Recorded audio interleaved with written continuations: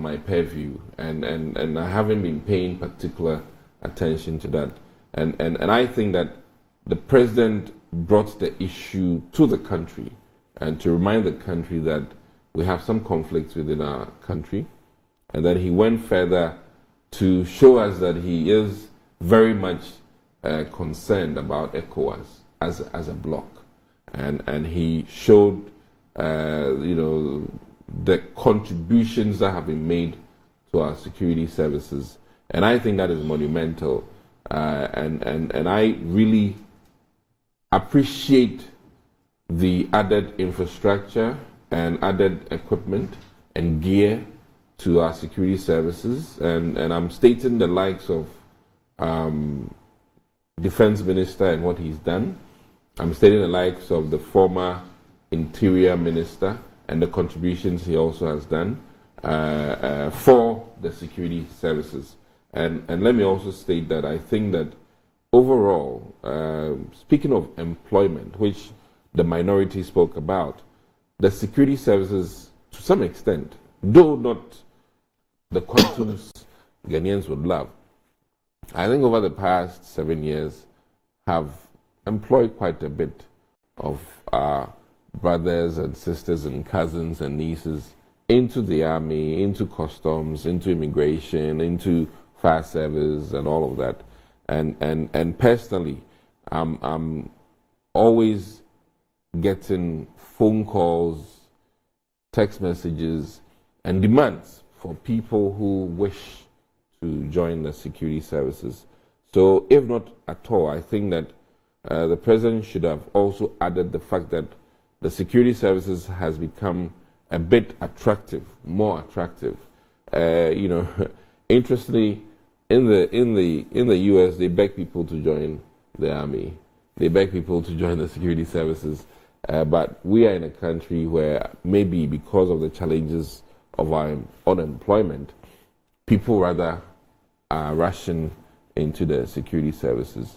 I've seen recruiters for American Army, and when they tell you the challenges they have in getting young men and women to join the army, sometimes it's interesting, and I wish we had the reverse in Ghana, where people were not even excited. But I think that part of what the NPP has done is to make the security services a bit more attractive.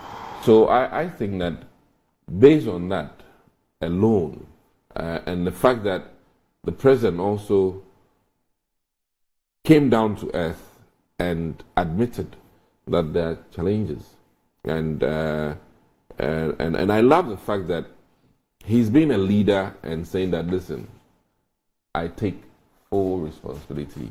He didn't shy away from that, and I think that is remarkable. That Nana Addo Dankwa Akufo-Addo says that, hey, despite all the challenges, the buck stops at my desk, and I'm fully responsible for everything that has happened, and he laid little, as you rightly said, blame on the COVID, Russia, Ukraine, and all the other regional and global issues. He said that Ghanaians should be patient with him, and he will accept the blame, which is also quite good from my experience with a former president who was as he said, the phrase I remember him by is Ojuanfu. He was hearing nothing, see no evil, hear no evil.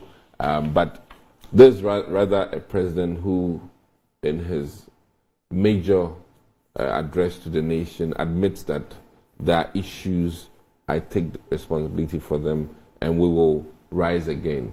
And I think that for me shows that he's in touch. And then moving on to or into the SONA, I love the fact that he made mention that some road infrastructural development documents were made available to Parliament for us to peruse last time, and he won't revisit that. However, the government is working actively on a tracker for the various projects that government has done, and that it will show timelines, it will show actual locations for people to verify on their own, and I think that this is remarkable use of technology, and he stated that there'll be enough detail for everybody to peruse and come to an appreciation of the things that government has done.